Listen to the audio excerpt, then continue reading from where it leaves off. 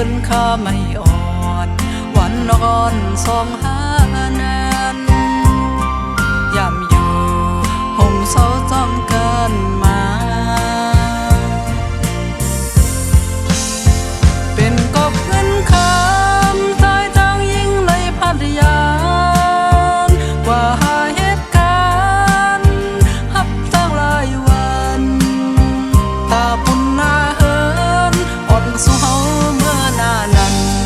อดเย็นกันอยู่กว่าวันเลิกบนวันนั้นกันเจอเย็นสีออกยานมาขอบอาทางอำพองเดือเลยตั้งกาสายปีไปจางปอกขึ้นเมื่อหาน้องขัดเจอแป้งแหงหักอ่อนหาต่างสองเฮอกึ้มไว้มันแกนอย่ากลัวไปห่มเหินหักอ่อนเป็นนะมือพองสายติดมีอยู่ยันไกล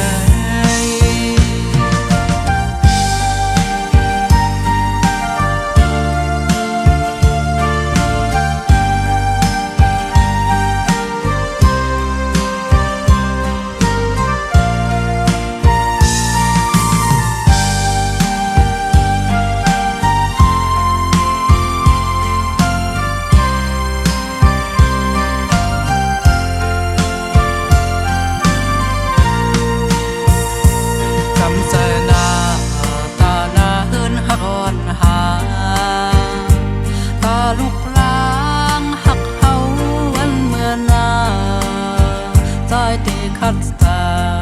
หับคำเอาปุ่นพรเกย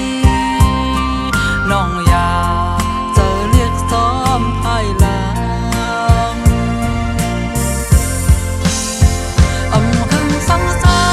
ยเตะปอกขึ้นมาอยู่จามสั่งสอนลูกลางเฮาลักเล่มแซมสอนพันแถมป้ามีนิสัย19ตัวกาคางาหาออเป็นเสียงลูกไตแจพิงแงปืนไตก็อย่าลืมกอบอาทางอำพองเลือไหลตั้งการสายปีไปต่างปอกขึ้นเมื่อหาน้องขัดเจอแป้งแห้งหักอ่อนหาตังสองเฮอกึ้มไว้มันแกนอย่ากลัวไปห่มเหินหักอ่อนเพิ่นนะมือพอ